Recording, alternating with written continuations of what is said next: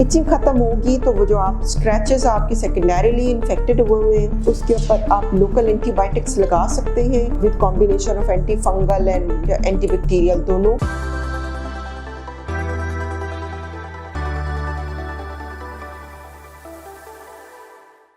अस्सलाम वालेकुम, मेरा नाम डॉक्टर तंजीला रहमान है और मैं कंसल्टेंट ऑब्स्टेट्रिशियन एंड गायनेकोलॉजिस्ट हूँ। आज आपको बताने लगी हूँ कि आपके प्राइवेट पार्ट के ऊपर जब रैशेस डेवलप होते हैं उसकी बेसिक वजह ये होती है कि ऑप्टिमल ऑक्सीजनेशन नहीं हो रही होती या एरेशन नहीं होती और जो वजाइनल डिस्चार्ज साथ में चल रहा होता है उसके इन्फेक्शन की वजह से साथ साथ आपका प्रॉब्लम आना शुरू हो जाता है।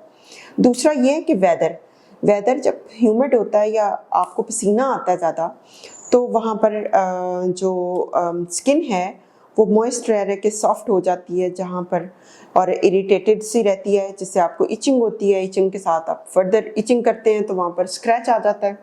स्क्रैच के साथ सेकेंडरीली फिर इन्फेक्टेड होता है और आपको उसमें पेनफुल रहना शुरू हो जाता है और इचिंग बहुत होना शुरू हो जाती है और बैड स्मेल भी आती है। तो इसका बचाव इस तरह मुमकिन है कि एक तो आप अपने वेट को कंट्रोल करें, ठीक है। यूजुअली जो प्राइवेट पार्ट्स पे रैशेस होते हैं जो थोड़े ओबीस या ओवरवेट पेशेंट्स होते हैं उनमें हमने ऑब्जर्व किया है।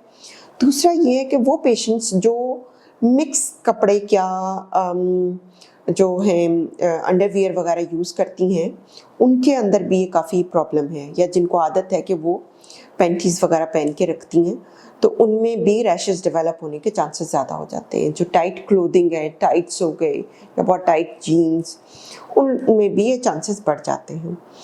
तो उसके साथ साथ ये है कि समटाइम्स आपको कुछ एलर्जीज होती हैं, जैसे कुछ लोगों को पीरियड्स के फ़ौरन बाद रैश डेवलप हो जाता है। उसमें ये होता है कि आप जो पैड यूज़ कर रहे हैं मे बी आप उससे एलर्जिक हैं, आपकी स्किन सेंसिटिव है, सो आप ब्रांड चेंज करके देख लें और कोई माइल्डर वन लें, फ्रीक्वेंट चेंज करें अपने पैड्स को, ठीक है।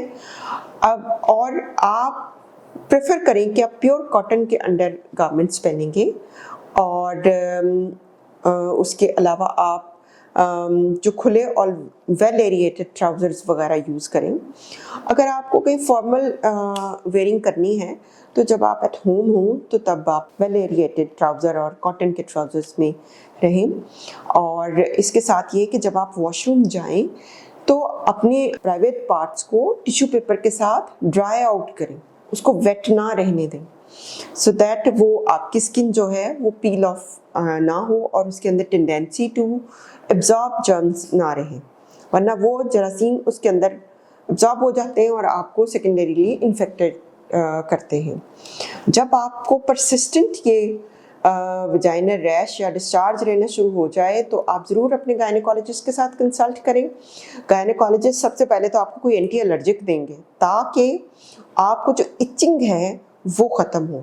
इचिंग ख़त्म होगी तो वो जो आप स्क्रैचेस आपके सेकेंडरीली इन्फेक्टेड हुए हैं उसके ऊपर आप लोकल एंटीबायोटिक्स लगा सकते हैं with combination of anti fungal and antibacterial दोनों।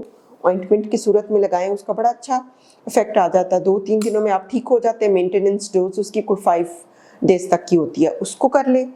हाँ, अगर आपको साथ में वजाइनल डिस्चार्ज भी है तो उसका ट्रीटमेंट लेना भी बहुत ज़रूरी है।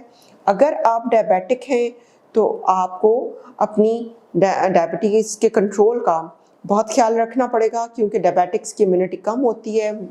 ओवरवेट, डायबिटिक और मेल नरिश्ड यानी जिनकी ग़िज़ाई किल्लत के पेशेंट हैं, ये 3 आइडियल कैंडिडेट हैं जिनको पीरिनियल एरिया प्राइवेट पार्ट्स का रैश और डेवलप हो जाता है और इचिंग डेवलप हो जाती है। सो मेरी इन टिप्स पे अमल करके देखें, आपको पीरिनियल रैश या फिर प्राइवेट पार्ट्स के रैश से निजात मिल जाएगी।